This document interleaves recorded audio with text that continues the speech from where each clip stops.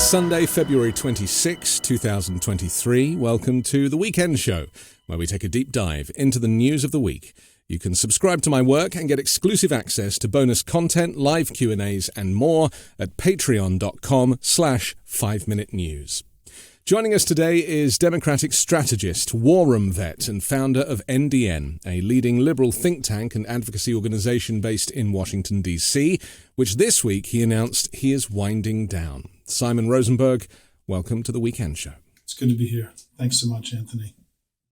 Just very quickly tell us why you are changing direction with your career and why you don't think there's kind of room for that type of think tank at this moment in history. Well, NDN was built in a different era to achieve different things. And I think that it did its job. And for me now, particularly given the battle that I had with the red wave over the last year or so, my own understanding of what needs to be done now to defeat MAGA, to preserve our freedom and democracy here and around the world, to tackle the emergent challenges, that we all, I think, have to approach this in a different way. And I think that for me, I needed an organization that wasn't a 501c3, C4, which, is very limiting in many ways in terms of what you can do with it and how you can speak. I needed a different way of engaging. And I'm going to be doing the same work, but from sort of a different place, if you want to say it that way. And I don't exactly know how, but one of the things I want to do is I want to dive into this new media world, and the world of MeidasTouch and Substack and, post Twitter and wherever we're going from a communication standpoint. I want to just dive deeper into that world and surf it a little bit and understand it and innovate through it with all of you. And so those are my thoughts. I think the challenges facing us, I think we're the last point I'll make is I think we're ending a long era of American politics. We had the Cold War era. I think we had this age of globalization. I think potentially a year ago when Russia invaded Ukraine, that age of globalization came to an end. And we're now at the beginning of the next era of American politics. And I think we need to be focused more on the future than the past and to build a new politics around these new challenges. And so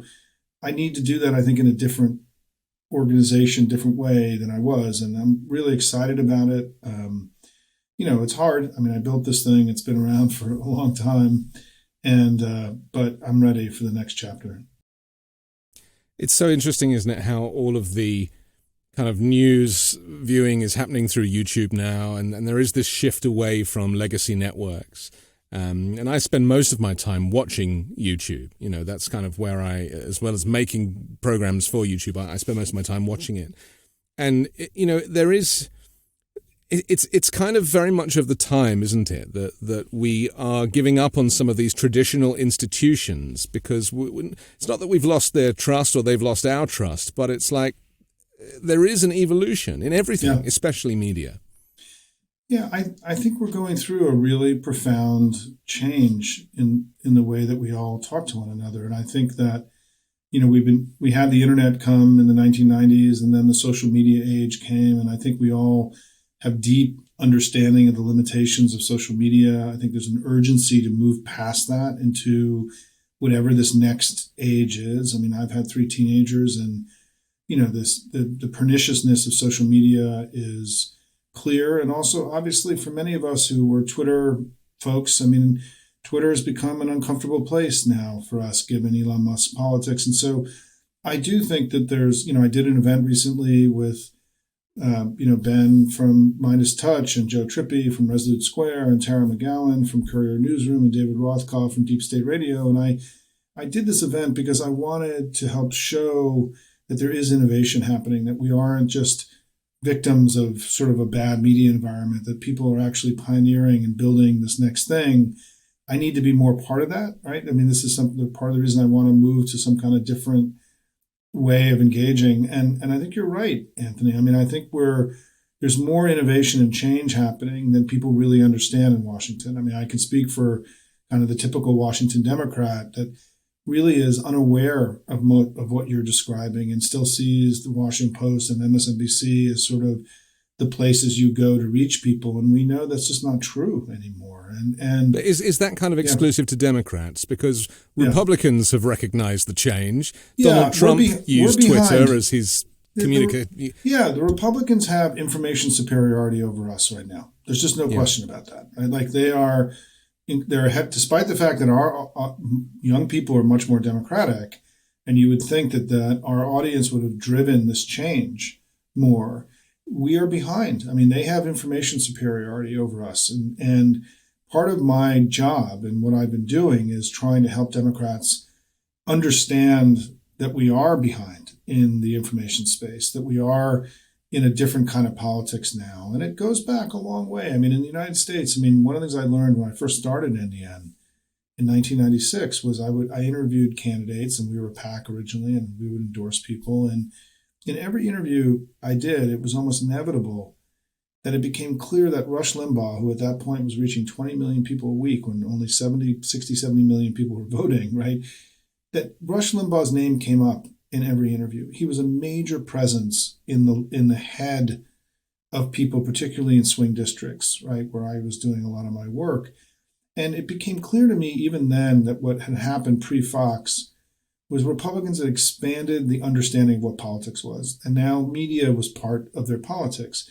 Today, you could argue that the single most powerful institution on the right is Fox News. I mean, it's now almost become absurd how the media has actually become their whole politics, right? And there isn't really a traditional political party anymore. The GOP is not really something that really looks like a traditional political party with an agenda and a platform and all this, right? I mean, they don't have an agenda. They don't have a platform. Well, they're a media organization, really, aren't they? I mean, that's what they are. Yeah, they're a media movement. It's a media movement. It's become, I mean, they're not a political party in the way that we understand political parties. They're something else. I mean, I've been using this analogy of them being it's the Wizard of Oz, right? And that 10 days ago the curtain started getting pulled back on Fox. And look, I was a regular guest on Fox for 17 years. I did thousands of appearances on all the shows. I was one of the Democrats that they could tolerate,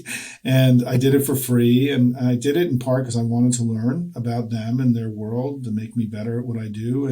But I also wanted to be an ambassador, right, from the Democrats to Fox to show that we're not all crazy and everything else. But the Fox changed. I mean, when Roger Ailes was pushed out and died, I think that the Fox went from being sort of a conservative Republican organization to a MAGA entity and became more unhinged, and it's become dangerous as opposed to conservative and reactionary. And I think that that's a recent development, and I think it's eaten the entire Republican Party, basically. I mean, Tucker Carlson and Sean Hannity are more powerful than virtually any Republican politician. With a direct line to the former president. I mean, that was now clear through these text messages that we're starting to see from around January 6th. They were worried they were going to lose their audience if they called the election for Trump. I mean, but still, despite this stuff that's come out, that messaging will never make it to Republican voters, because I don't hear Democrats talking about it. I don't hear it being weaponized by the left in the same way that similar things might be weaponized by the right. Look, we have to get smarter about the information space. I mean, we are operating with an antiquated understanding of how opinion is made, how messages move. I mean, this is part of the reason I need to go do what I'm going to go do, whatever it is. I've been very inspired, frankly, by MeidasTouch and the innovation that I see. You guys do extraordinary work, but we have a lot of work to do. We're behind. I mean, look, we've governed well. We've had 3 consecutive really good presidents, right? We've made the country better than every time we've been in office. They've been a wrecking ball on our politics. I mean, what they really have is this loud, noisy right-wing machine. They have the Wizard of Oz.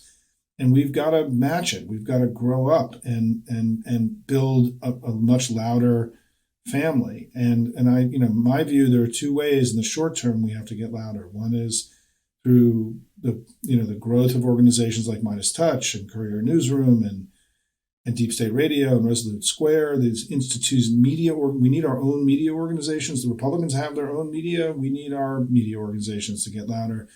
But also there's a role for every person who's watching tonight is that I'm challenging our family to learn to become information warriors, to not feel like this is somebody else's job, for all of us to get up every day, being a little bit louder, not being annoying, right? You don't want to bug your friends, but 4 million, when we built the War Room in 1992, it was, 20, 25 people in a room trying to change the way that campaigns engage in the information space. That was what we tried to do. Now I think we have to think of the War Room as 4 million people, proud patriots getting up every day, learning the issues, spreading good news through their networks, countering the darkness and the negative sentiment with more positive sentiment on our side. There's a lot we can do together to take back our discourse. And part of what I'm trying to do is give people a permission structure and encourage them to try it out, right? We've built very muscular campaigns. We're raising tons of money in our campaigns, but their side operates 24/7, 365. And we have to be less campaign focused and more focused on the day-to-day. And I'm confident that if we really set our minds to this, right, that we can make enormous strides in the next few years. We're not powerless, but we won't make these strides unless we try. And so it's part of what is my repositioning of myself, right, is becoming more of a Pied Piper about this need to understand the information superiority the right has and come up with a strategy to close the gap. I'm not convinced. I just want to play devil's advocate for a minute, just because it makes this conversation more interesting. But I'm not convinced that alone will work, because I really feel like there is this kind of miscommunication that exists between the left and the right that no one seems to be dealing with. And that is that the stuff that the right is peddling is often not true. And there is nobody really on the left, and this should come from the executive branch, really. I mean, it's a great job for the vice president or similar to actually have, almost like they had a coronavirus task force, to have a misinformation task force, to do a weekly press conference where you list all of the things that are the Republican talking points and you explain to the public, to all people, why these items are inaccurate or misinformation. I mean, is it possible to be that direct? I think we have to be. I mean, I think that this is part of us being behind, is that I do think that there has to become soon a moment, as we call it, in the McCarthy era, right? There was this "how do you know decency, sir?" moment. We really have to start challenging Republicans in face-to-face settings to be like, you got to be kidding me. You got to stop peddling this horse shit, right? You can't continue to lie to the American people. I mean, what happened in East Palestine, Ohio, was another. I mean, to my view, what I think is happening right now is that the way I describe this is that their entire politics is about maintaining this set of fictions about the Democrats in the country and Joe Biden that then drives their response, right? We're a radical left, we're dangerous, we're failed the country. All these stories then feed into their politics, and they need that radical left dangerous story to be there as the organizing principle for their politics. And the problem is none of that is true. To your point, it's not true. We're not a radical left party. We're not Antifa. Joe Biden's been a good president. The country's far better off.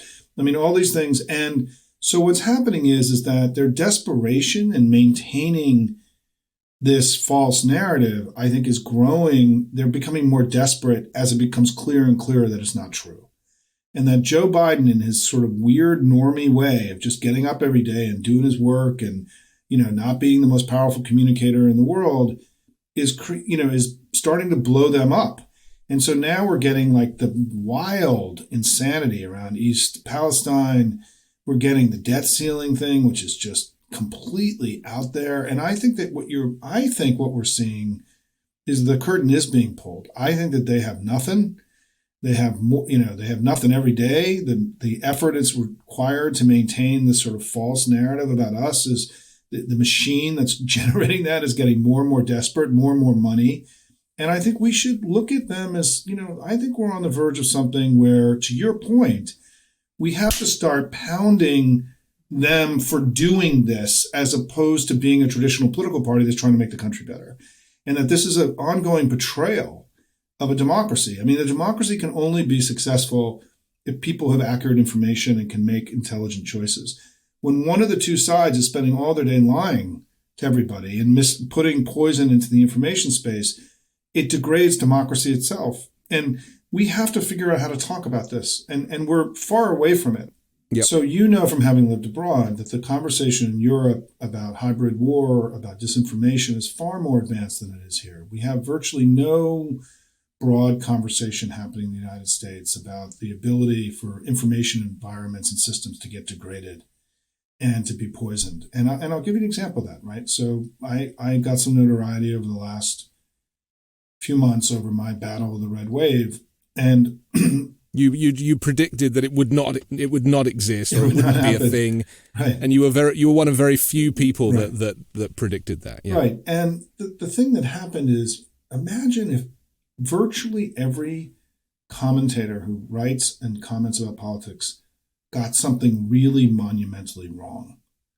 You would assume there would be some kind of process for self-reflection, yeah. for thinking about, like, how did we get this wrong? How did we mislead the American people? We have an obligation as news organizations to tell the truth, and we actually misled people. I think the misleading in the red wave probably cost us the House. I think that was deeply consequential. This was not sort of a sideshow. This was central to our politics. And there's no self-reflection. There's no acknowledgement in the current national discourse that information can be manipulated and that there's a game afoot here. And to your point, it is important that the Democrats learn how to talk to the public about this, right? And to talk about how our information systems have been degraded and polluted and manipulated, and that you are being lied to. And I think that my hope is the Biden administration gains more courage in doing this, because it's a break, right? You don't want to look like a conspiracy theorist, or you don't want to call out. But I think we're at a point where we have no choice. But he did it in the State of the Union. It's all they are now. It's all they are. It's all they are. He called them out in the State of the Union address. He came off the script. He literally pointed to individuals who were talking about taking, yeah. Medicare and Social Security and taking them off the table. I mean, he was right. And actually, that was one of the great Joe Biden moments, wasn't it? Because that actually proved to all of the haters that, despite his speech impediment and he's not a great public speaker, but he actually is as sharp as they come, because it's much harder to come off script and do something as targeted and focused as that. It's a huge risk to be able to kind of take 500 people and communicate with them. It was like a comedy club. It was like a stand-up comedy club. It was amazing the way he kind of harnessed everyone's interest. And even the few Republicans that were asleep suddenly woke up. And, how do we get Biden and those around him to do more of that? Because it's that space, that kind of impromptu space, that when it's done really well can pay dividends. The downside to it is that the risk is sometimes not worth taking. Look, I think that part of the reason I'm closing NDN is that as I said at the beginning, is that I think there are three big things we got to do now that are different than what we had to do before, that our politics are changing, and we need innovation and thinking around these new challenges. One is that we have new governing challenges, that we have this conflict with Russia and China, and that this age of globalization, where we all thought we were all going to be on one team working together, is ceding to this next an age with more conflict. We have the challenge of climate change, which is really so all-encompassing, existential, that has to be the center of everything we do. And we need to protect Biden's economic agenda to make sure the Republicans don't sabotage the good work that we did in those three big bills that we passed that will make America strong and prosperous for a generation. That's the governing challenges. The second thing I think we have to do is to think about how we get to 55% nationally. If we're going to defeat MAGA for good and loosen MAGA's dark grip on the Republican Party, they have to be beat badly. They can't just be beat by us falling over the finish line at the end. in the kind of elections we've had. They have to be more definitive. We need to start putting enormous effort into thinking about how we get to 55, not 51. I think a big chunk of that is increasing the participation of young people who are overwhelmingly Democratic. There are things we can do, but it's about strategy, it's about learning, it's about money, it's about a game plan, right? The third is this information space. We have to figure out how to be better. I mean, we have to be louder, we have to be smarter, we have to be more competitive. They're ahead of us. And it's all the stuff you're talking about, right? It's loudness, it's strategy, it's about being more conscious of the game. It's about giving permission more to our supporters to be loud and to engage in the discourse. It's about me being here with you and promoting your work. We have so much work to do here. And because what happened in the election, right, is where there were two elections. There was a bluer election inside the battleground, a redder election outside the battleground. Inside the battleground, where our campaigns had a lot of money and more than Republicans, we were able to control the information environment. We were able to label them as being out of, too MAGA for you, and to sell our good work and what we did. And where we controlled the information environment, we were able to push our voters through muscular campaigns. We actually gained ground from 2020 in 7 key battleground states. But where we didn't have those big muscular campaigns, we actually lost ground. It was a redder election. And so the warning to us is that, look, we can forestall some of the worst of MAGA by continuing to focus in these 7-8 states, control the battleground, win the presidency. But if we don't also start getting better and more competitive in the daily information environment, we're going to have a hard time in the Senate races and even potentially winning back the House because, we have to do both, and we can do both. And I think it's a really major priority for us going forward. Is part of the problem that there isn't an equivalent to MAGA on the left? So MAGA is quite easy to define, right? It's people who see Trump as the second coming. They're anti-abortion. They don't like trans people. They want to make America white again.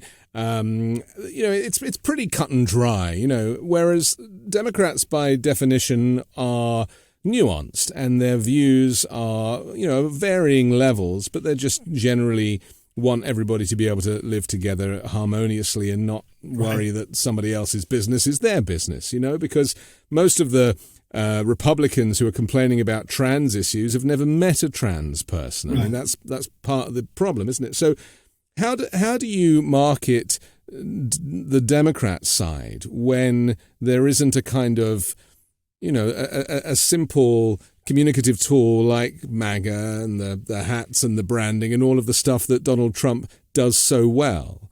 Because really that's what this is about, isn't it? It's about kind of having an even keel on both sides. Well, my view in the short term, and I don't know that I have the answer to you, because I think we also have to reject the kind of extremism, right? I mean, the lesson can't be to match their extremism with our own version of that. But they're not all extremists, are they? They've just jumped on that bandwagon because there aren't any other options. I mean, why can't Joe Biden say, join us? Well, nobody has to know what you're doing in the polling place or what box you're marking. Do it in secret if you have to. So first of all, there's nowhere else for these moderates to go. Right. So first of all, I mean, in general, right, I mean, Democrats we've won more votes in 7 out of 8 national elections. It's the best run of a political party in American history. We've done very well in these last 3 elections. I mean, we're doing pretty well, right? We can do better. And I think the key to me in the short term, tactically, is that we have one big job to do in terms of communications in 2023, which is we have to get people to understand this fundamental contrast between us doing a good job governing and them being a wrecking ball. If you look back to 1989 and the end of the Cold War and when globalization began, this new age began, there have been 48 million jobs created in America. 46 million of them have been created under Democratic presidents. We've basically, all the economic growth that's happened has happened when we've been in power. There have been 3 consecutive periods of robust growth, 3 consecutive periods of Republican recession. And we've, this contrast between us governing well and them being, not doing their part is, to me, the most fundamental kind of information that we can put into the voters' heads that, we've been a good party, we've done a good job, we left the country better than we found it, they've continued to screw everything up, and they've gone crazy, right? And that contrast really has to start with the economy. we're down on the economy, even though they've been atrocious. Trump had one of the worst economic track records in American history. Before him, Bush had one of the worst economic track records in American history, and our presidents have done a good job. Voters still trust the Republicans more in the economy than we do. And because they think they're business people and they're business minded and they run businesses. And I think that Biden in the election, if you go back and look at the data from the election, Biden spent most of his time talking about COVID and not about his economic agenda. And I think where voters ended up was he's going to go defeat COVID, but maybe he went a little bit too far and shut a little bit too much down. And so, maybe he wasn't as concerned about working people as he should have been. And I think that he entered office in a place of enormous deficit on the economy. It's something that I think that is not well understood.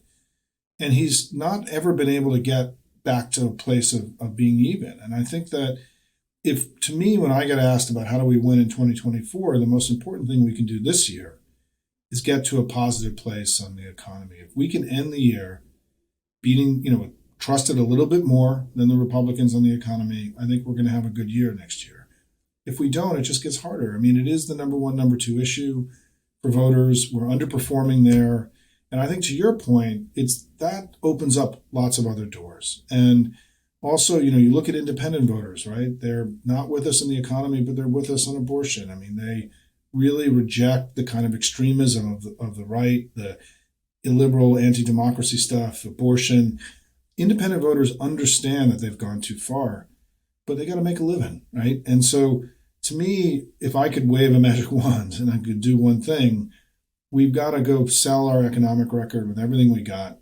We got to have this debate over the debt ceiling and crush them in this economic and fiscal debate we're going to have. And we need every Democrat in the country helping us make this argument to their communities and their friends, because we have a powerful economic story to tell and we just haven't told it well. And so that's where I hope, to your point, if we can be the party that makes people's lives better, that isn't getting in your business, right? Simple stuff, normie stuff, right? Not like pie in the sky, we're going to have a silver bullet that's going to solve all of our problems. I have this belief from having done this for a long time that what people really want out of their leaders is to take care of business, make things better so they can go be with their families and not worry about anything. But they also need to be told, don't they? And that's really maybe what's missing, is that Trump did nothing and told everybody he was doing everything. And Biden's doing everything and he's not telling anybody that he's doing it. Listen, that's really the thing about communicating the message. I mean, why doesn't he do a weekly press conference where he gets up rather than Karine Jean-Pierre, who, let's be honest, is not very good? She's a wonderful person in so many ways, but when it comes to being the voice or the face of this administration, she really can't quite do it. She just misses, and it's a shame because there's a lot to celebrate right now.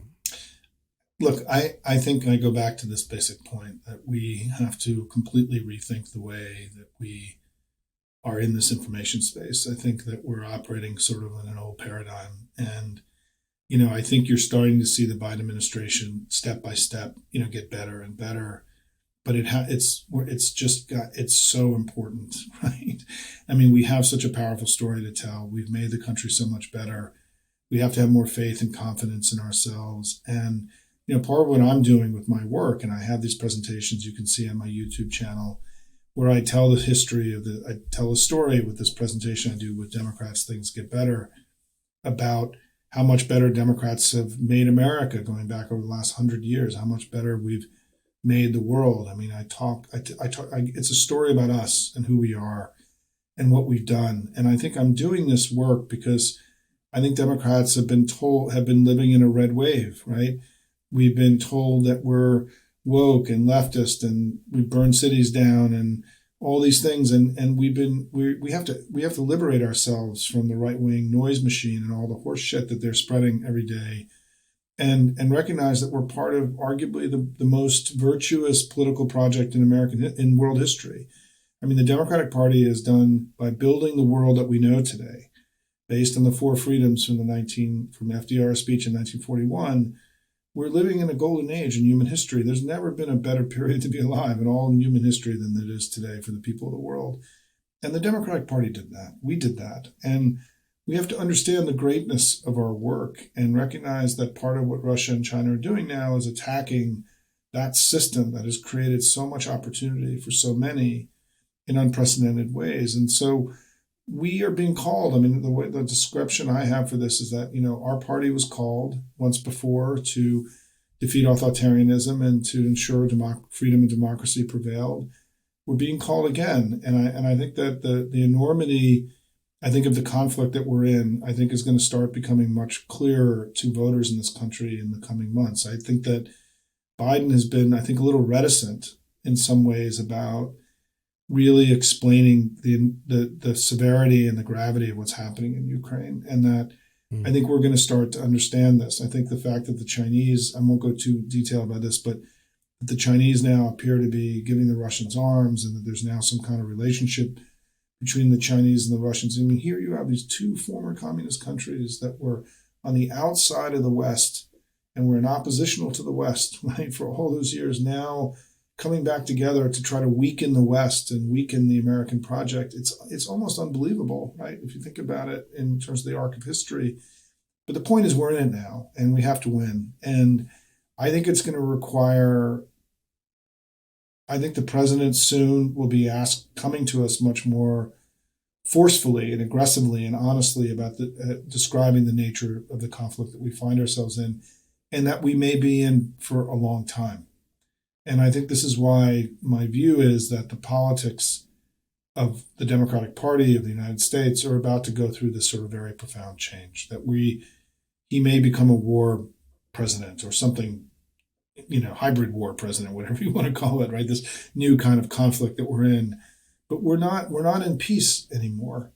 And I think we have to figure out a way as a country to really reconcile ourselves to understanding how serious this is, and to repurpose ourselves to understand that this is a battle that we have to win, and that Democrats, I think, have a special role to play in this. I mean, this is sort of our job in the country to lead us to make sure that freedom and democracy prevails, and we're being called again. I want to ask you about Joe Biden and his candidacy for 2024. We're going to take a quick pause for our sponsor, and then we'll come back and see what Jill Biden had to say on Friday. I'm thrilled to tell you about today's sponsor, and that is Z-Biotics. Engineered by PhD scientists, it's a probiotic drink that breaks down the byproduct of alcohol, which is most responsible for rough mornings after drinking. Because when you drink, a toxic byproduct of alcohol builds up in your unprepared gut. And it's this byproduct, not dehydration, that causes you to feel terrible the day after drinking. Well, Z-Biotics produces an enzyme like the one your liver uses to break down the byproduct. You drink a bottle of Z-Biotics before your first drink of alcohol. Now, I tried it for the first time last weekend, and I can honestly say that I felt great the next day. It's real science, it really works, not random plant extracts, not off-the-shelf ingredients, and there's a 100% money-back guarantee if you're not completely satisfied. I recommend getting this 6-pack, and you can get a Z-Biotics discount of 15% with your first order. It's a great deal, and you'll have a couple of extras to share with friends. So click the link in the description box or scan the QR code on the screen right now and use the code WEEKEND at checkout. Go to zbiotics.com/weekend and get 15% off. Simon Rosenberg, First Lady Jill Biden gave one of the clearest indications yet that the president will run for a second term. She said on Friday, there's pretty much nothing left to do but figure out the time and place for the announcement. Now, this is obviously a bit of a bone of contention, isn't it? Because typically in the US, if a president is doing well, then there's no reason to change him as a candidate next time around. But he is a mature gentleman. I say that in the nicest possible way. And he'll be even older. He'll be like 83 by the time that election comes around. So the problem with this is, the way I see it, I don't think he, has any cognitive issues to worry about, far less than Donald Trump. But it's the right weaponizing his kind of staccato delivery that and the memes that they create, which is where a lot of this information warfare is going on. that where they edit together clips of him falling up the steps to Air Force One or whatever, and they will literally make him out to look like, your worst nightmare. I mean, that is very dangerous, isn't it? And is it worth giving them that material to work with? So I think every candidate has assets and liabilities, right? There's stuff they're good at, stuff they're not so good at. There's no question that Biden's age is going to be a liability. And the question is, will there be enough assets, right, on the balance sheet to make sure he wins?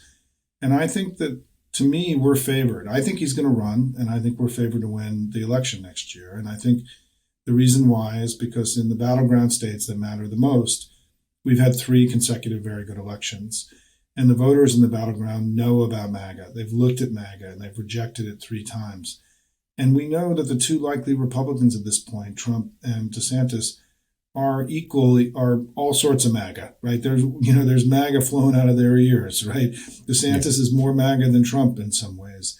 And mega MAGA is mega. Yeah, I mean, it's just unbelievable what a strategic error I think he's made about the way he's positioned himself. I think he read the room wrong. I talked about that in the Atlantic magazine piece this week with Ron Brownstein. That I think that he thought a red wave was coming, and they made a massive miscalculation about his positioning. And it's just my own view. I could be completely wrong. And 2 years from now, you could have me back when President DeSantis is here and you can mock me. But I just think that people don't understand that in the battleground, this issue of MAGA has been litigated pretty heavily, and it's not broken. It's broken our way.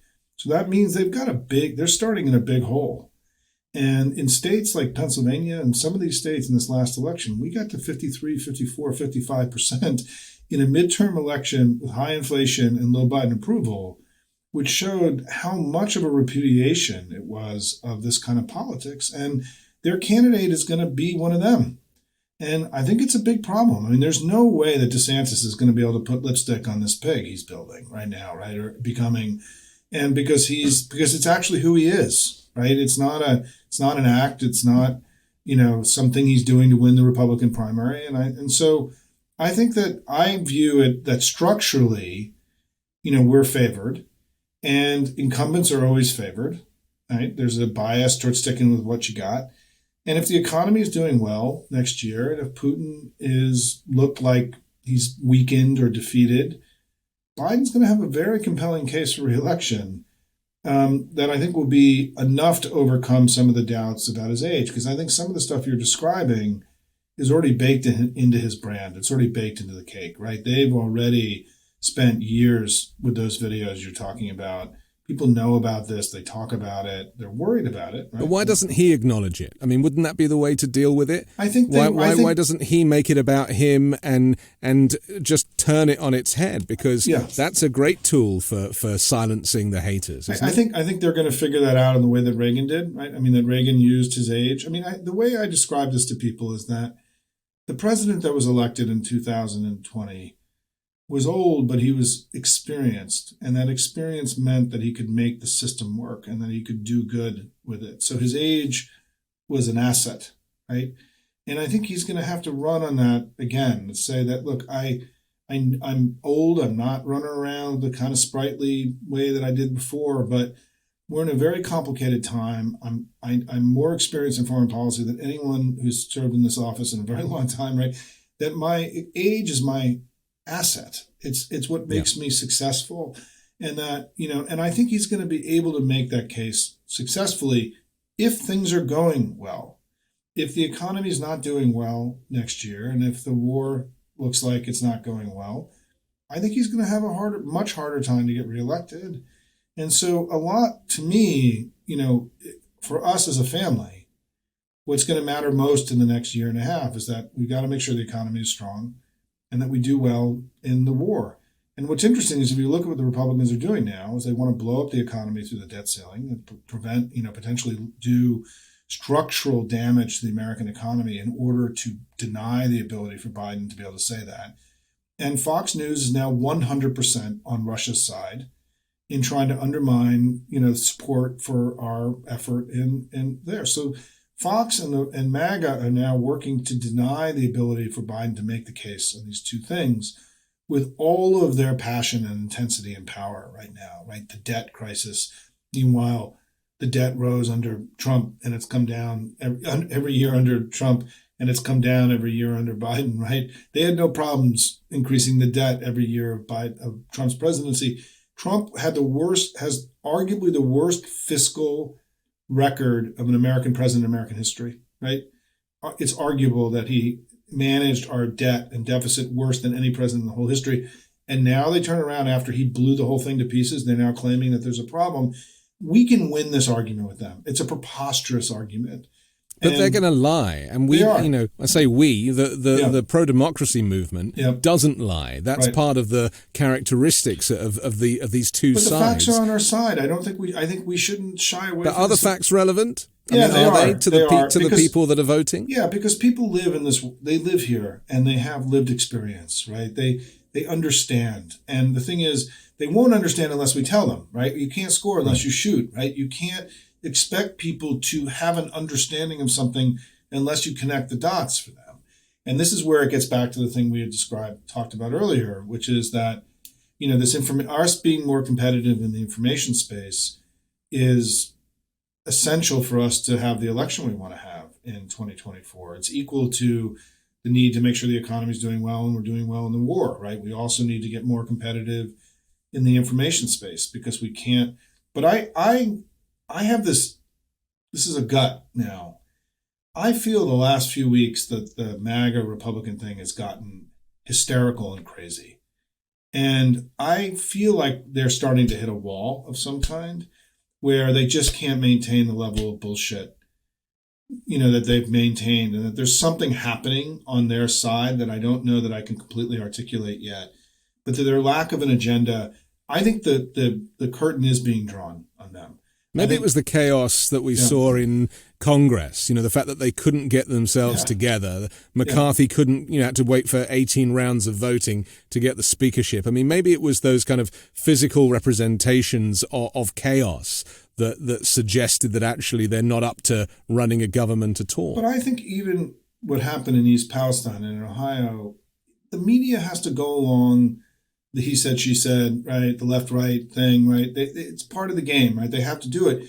But it doesn't mean that the reporters who are going through it aren't aware of how ridiculous the Republican arguments are, right? And I think the East Palestine thing they went over the line. They went way too far. It was absurd what they were doing. And I think that the absurdity and hysterical nature of the debt ceiling, it's just preposterous, right? You explode the deficit and then you blame us. You deregulate the railroad industry and then you blame us, right? Like there's just a point where you start going from a place of acceptable bullshit to a place of ridiculousness. And I think that they are increasingly in a place where the media is going to start, fighting back. And I think that part of the significance of what I did with the red wave in challenging the red wave is that I basically exposed this entire, the sort of the normalization bias that exists in our discourse, where we sort of are discounting the ugliness of MAGA and how crazy they become, which is it happens in our media every day. My whole journey of the red wave was a successful sort of pulling the curtain back from that dance. And I think it happened, and I think people know it happened, and it's embarrassing. I mean, the New York Times did a front page above the fold story about how basically the entire national media got bamboozled. They know this happened. It doesn't mean they've talked about it publicly, right? But the reason Nate Silver attacked me, the reason that the Cook Report attacked me, the reason that other people attacked me, because I embarrassed them, right? And they were threatened by this. And I think that these are intelligent people that don't want to be in a place where they feel like they're lying and that they're spreading untruth. But nobody watches those people anymore. People are not reading these newspapers anymore. Circulation is down. Yeah. Networks are not getting the viewership. I mean, that is not where the national conversation is happening. And maybe, being in Washington, as you said at the very beginning of this conversation, that kind of bubble, it does mean that all, not just strategists, but certainly those who are working for the administration, really are living in a world and in a time that is bears no resemblance to where the voters are. And then this is just going to keep happening, isn't it? It isn't. I mean, it's a fair point, right? But we have to use the tools that we have, right? And, I got asked on a discussion I did earlier today why I'm not on Facebook. And I said, I just find Mark Zuckerberg and Facebook to be an offensive, horrible institution. I heard that, and I agree. Yeah, and I said, I know that it's not practical and I should be on Facebook, but I don't. I think Mark Zuckerberg was responsible for helping destroy the world, and I'm just not. And I'm starting to feel that way about Elon Musk, and I'm, my relationship with Twitter is changing, and I think Anthony, what you're raising is these are really important questions that we don't have answers for. What we do have, though, is that we know we need to innovate. We need to change. We need to get smarter. We need to get louder. We need to let go of the past. And it's what I just did with my own organization. I mean, I did this on purpose, right, to sort of say that it's time for us to jump into this next thing, right? And that, we need a new politics that gets us to 55. We need a whole new media strategy that allows us to get louder given the changing media environment that we're in. We need a new agenda that allows us to make sure freedom and democracy prevail. We're in a period where the old things that we were talking about a few years ago are ceding to this next thing.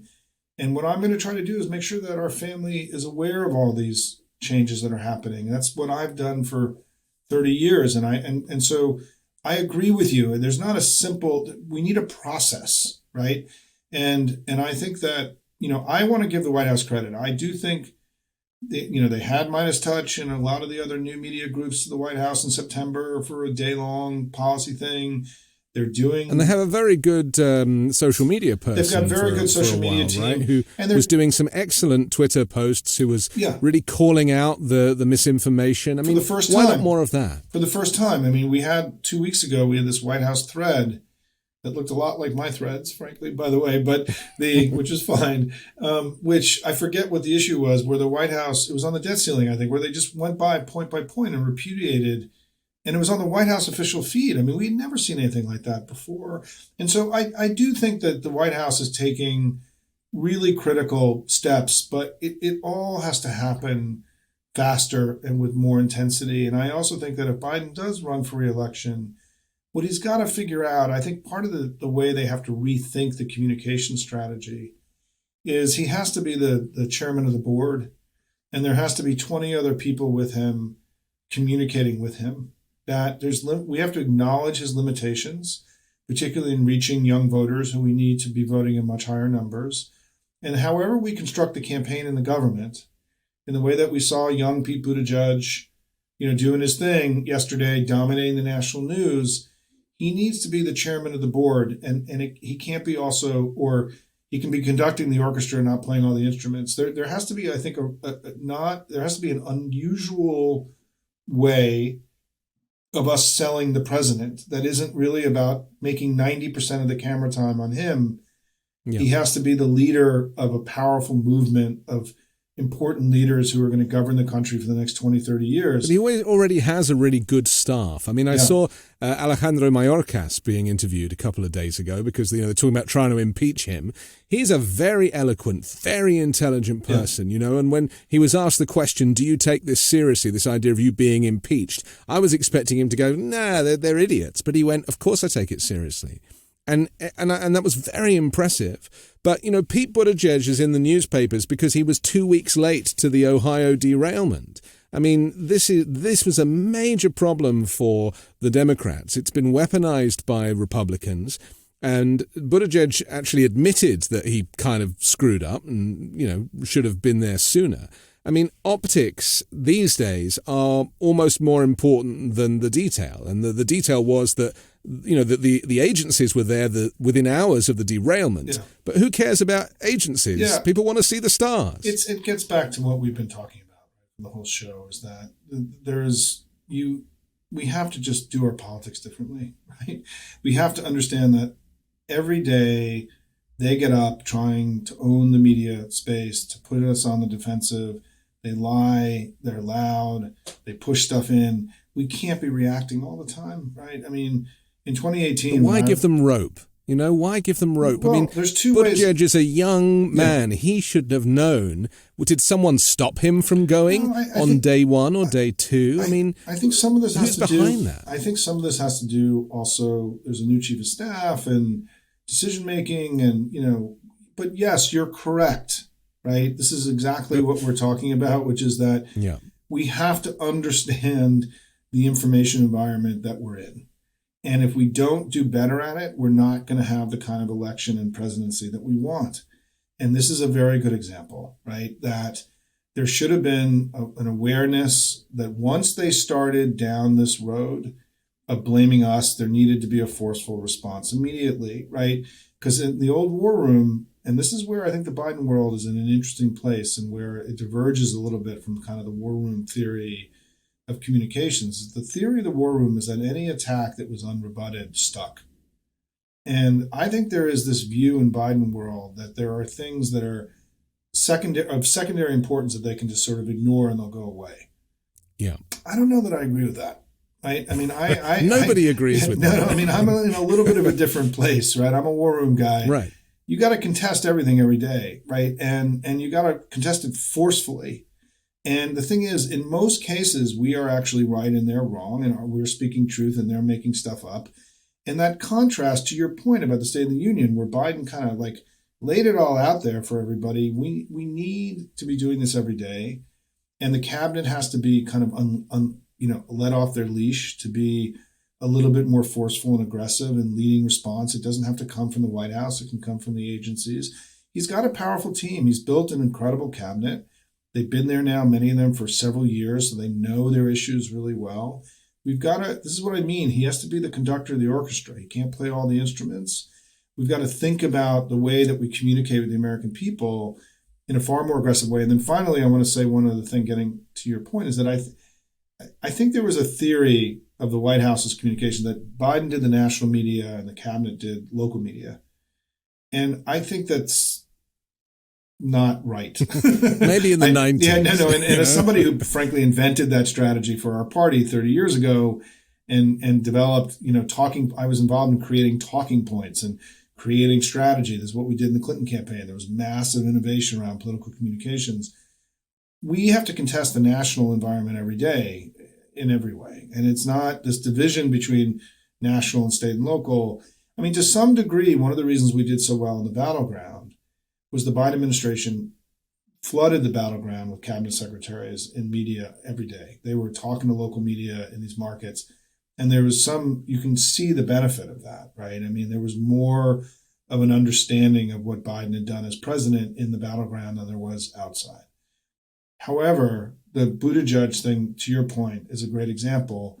If he had done that presser 2 weeks ago, we would have denied oxygen to this ridiculous narrative that developed. And we're going to have to get quicker and smarter. The pace of this has to be immediate. This is why Twitter is so important, right? Twitter is really an important place to see memes develop in real time. You can watch them grow. It's an early indicator, right, of stuff that's going to come.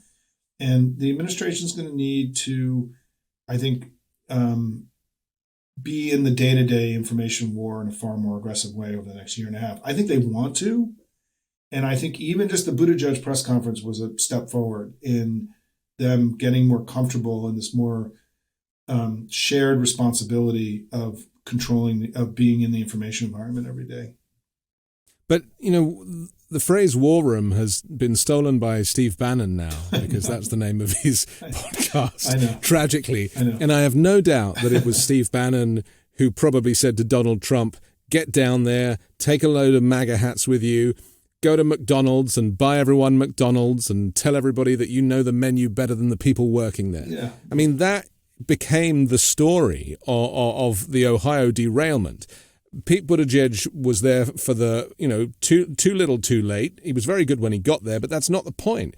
Trump beat him by 24 hours, and Trump isn't even the president. He's actually a twice impeached president who is being investigated for multiple crimes, and he still went there and stood behind a podium. And he deregulated the industry, and I mean, it's just the whole thing. I mean, it is absurd, right? It's all. But absurd. they're winning, Simon. I don't know that they are winning. They are winning. I don't agree with you on that. I think that we just had a great election, and that we overperformed all expectations, and that because in part people are aware of their game and their bullshit, right? And I think so. I don't think they are winning. I just want to say that I think that we're doing well, but we have to do better.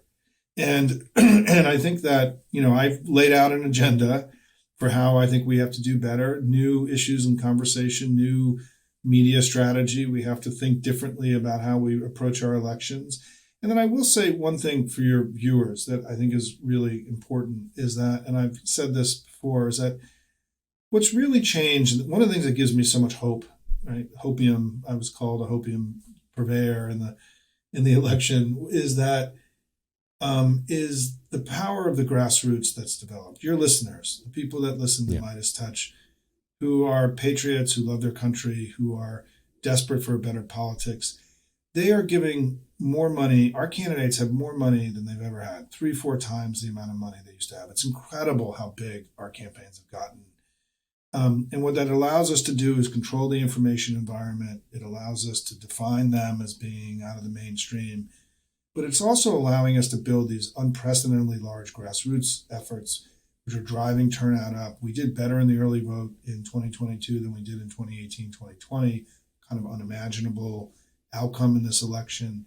And I just want to say hats off to your viewers and your listeners for giving a shit, right? And for, wanting to stay in the game. I mean, I've already given presentations to 8 different groups, these grassroots groups, since the beginning of January, since 6 weeks, because they haven't stopped. They're still going, right?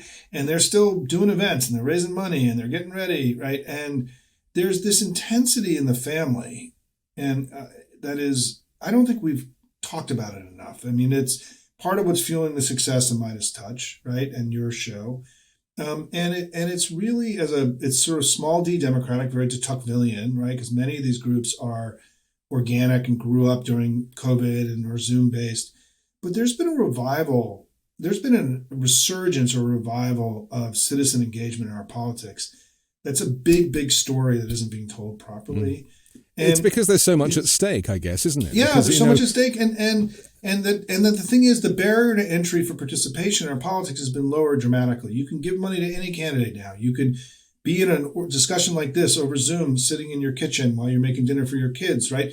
Zoom has been a huge innovation for us because it's allowed regular people to be in these kinds of conversations in a way that they never had access to before, right? It's why MeidasTouch is exploding, right? And so there's a really powerful thing happening. And I think if we're getting to the end, if I can sort of leave, get as we close with this hope of, this note of incredible optimism, is that we are being saved by the American people, right? The American people in a time of crisis are standing up and working to protect their country. They're giving the money, they're writing the postcards, they're doing all the work that's required. But now we have to do more, which is we have to get work with you and with MeidasTouch and with Tara McGowan at Courier Newsroom. And we need to be more competitive in the daily information space. And I think my view, and this is as a professional, that the biggest advancement we can make in the next 2 years is if 1 million people decide that they're going to be in the information space every day and become networked and amplified the way the right is. We are not networked and amplified. We know this from data. You can study this stuff online. There's ways to track the way that information moves. Their side is very networked and amplified. Something comes out of Fox, goes to 1 million people. Those people spread it through their networks. We don't have that. Yeah, and people repeat it. Yeah, they repeat it. They repeat it, right? Thing, yeah. We don't have that. We don't have a networked and amplified. We don't have a war room, a modern war room. We need to, and so what I'm asking everybody who's listening is sign up to be an information warrior. You send out this show to 50 of your friends, right? Whatever it is, recognize that we have to be louder in the information space in order to have the election we want to have the country we want to have. This loudness imbalance, their information superiority is a huge problem. And I think we have more agency and control over this than we understand. And I'm challenging just regular citizens to do more to help us compete in the information space, because these millions of people who've given the money, written the postcards, have already done so much. They've already proven that they can change our politics. Now we've got a little bit more we need to do. I have a very final point and question for you, which is that Lauren Boebert, everybody's favorite politician right now, Yeah. she tweeted the weekly reminder, as she does, that the United States is not a democracy. It is a constitutional republic. And she, pushed this out to her million or so followers. What would you say to people who have kind of lost sight of what a democracy, because as we know, for those who don't know, that this is a constitutional republic that operates as a democracy, right? So, and I come from a country that is a kind of social democracy, which has free healthcare, but it's very nuanced. But the point is that because democracy is also part of the word Democrat, have said several times on this show before that it seems like democracy seems to be less important to Republicans because the ownership of that word is kind of caught up in the name Democrat. Do you think that's a problem for democracy and this kind of idea of having a free vote and not having an autocracy going forward? It's an interesting question. I hadn't really thought about it that way, and about whether or not, my own view from having got into politics when Reagan was still president, which was a long time ago now, and watched the transformation of the party of Lincoln and Reagan to being the party of Marjorie Taylor Greene and Lauren Boebert and Steve Bannon, which has been one of the great tragedies of the modern world, is that they've become fundamentally illiberal. Right? I mean, on a fundamental level, they just don't abide by rules. They don't think laws apply to them. They think they have special arguments and dispensations, that they can steal a Supreme Court seat. They can, get the Supreme Court to install their own president in 2000. They can accept the help from the Russians, and that's okay, right? Because, whatever it takes to defeat the radical left. The debt ceiling is a form of cheating, right? There's become this sort of contempt for the rule of law, for sort of the things that make democracies work. That is so, it's sort of the central part of their politics. And I think that this was a descent. I talked earlier today about how this all began, I think, with Bush v. Gore, and them learning they could win an election without actually getting more votes, right? And then I think it began sort of the descent of the right into this illiberal force. I mean, there are many pieces of this. But the key to all this is this sort of white tribalism now that has gripped the Republican Party. And they know they're a minority. And so therefore they have to use extraordinary means in order to keep power. I mean, this is a really fundamental problem that we have. And a lot of people have written about this among, in the smart circles, right? There's a lot of discussion about this. But I don't think we really understand that tribalism, which Trump sort of put into our politics, this from having come from the UK, that the reason that the United States was created the way it was created was essentially to create a politics that allowed societies to move beyond the sectarianism that had sort of ravaged Europe for hundreds of years, right? Catholic and Protestant, right? Pulled, England apart, pulled other countries apart. There have been hundreds of years of sectarian conflict in families and countries and communities. And that really what America was about, the reason the founding principle of the United States was sort of religious tolerance, was creating a world where sectarianism or tribalism, right, wasn't the dominant thing, that we all were together. We were all one, right? E pluribus unum, right? That we could reconcile. What Trump has done, the huge pernicious thing that he's done, is that he's instilled a sense of tribal warfare and tribalism into our politics. And tribalism is more powerful than democracy. Tribalism pulls democracies apart. It pulls countries apart. It pulls communities apart. It pulled Ireland apart, right? You can go down the list. And I'm very worried, just personally, that this sort of sense of tribalism that is now really, it's their whole politics, right? Everything flows from it, right? Including the cheating. We can do anything, we have to save the Christian nation, so all available tools are available to us, right, including stealing a Supreme Court seat, blah, blah, blah, right, is that this is how democracies end. Right? This is how democracies end, is through, because tribalism is a higher calling than the country. And what we just saw this week was Marjorie Taylor Greene, right, expressing the tribal desire to split the country apart, right, because she doesn't want to live with us. She wants her tribe to go get their place and the other tribe, the woke tribe, to go get their place, and we should separate, right?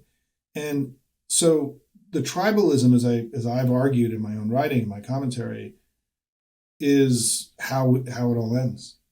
And it's getting worse. It's not getting better. There's no break on what we're seeing. And so it's why, I don't know how we get out of this, right? Other than we have to discredit this tribalism, this white nationalism, this MAGA, and show to Republicans that it's a stone cold political loser and they got to move on to something else and hopefully become a more traditional center-right party again. But that requires us defeating them definitively in the next election. And it's why, I've made a change in my own life, in my own career, that I can become a better tool to achieve these goals than the institution that I was at previously. But the stakes are high. Anthony, you're right. And, you know from the history of where you came from that, overcoming this sense of tribalism, sectarianism, whatever else, can take a generation, 2 generations. These are debilitating family fights that happen.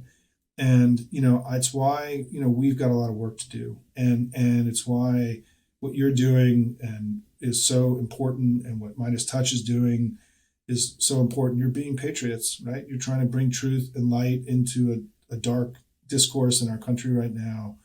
And I want to end by saying thank you for what you do. I'm really honored to be with you. I'm here with you every day. I promote you guys relentlessly in my own political commentary because I'm so blown away and impressed with everything you've built and grateful for what you're doing.